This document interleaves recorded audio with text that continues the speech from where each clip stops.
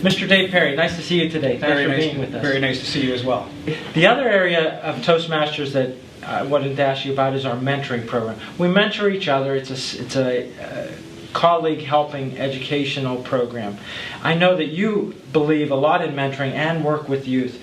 Could you tell me about your ideas on mentoring, especially in the role of relationships with youth? I think that developing relationships with youth is probably one of the best things that we as adults can do.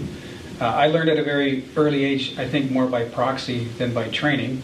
My father, who's my hero in life, I watched him go through our neighborhood and seek out some of the kids that wouldn't get a chance to play on baseball teams or hockey teams because of different issues.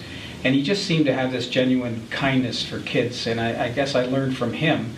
And as I got into my policing career, I found that I got my best rewards were from helping youth and eventually working in various charitable organizations that were geared towards helping disadvantaged youth and getting them on track and in mainstream and developing rapport and respect with them. I did a lot of work in my career with youth, which spanned into Durham College, where I was teaching as a professor.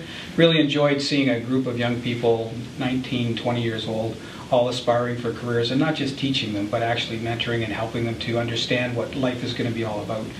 And you know what, in every one of those classes there were those, I'll call them special students, who perhaps didn't have some of the advantages that others did.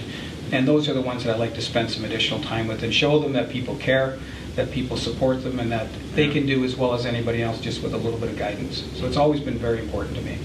You're so experienced, you're so smooth, you're so intelligent and poised.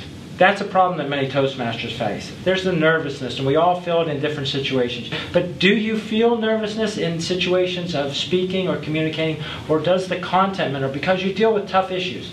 Does the emotion of that affect you? How do you deal with the emotional of serious issues that you often discuss in the media or in interviews?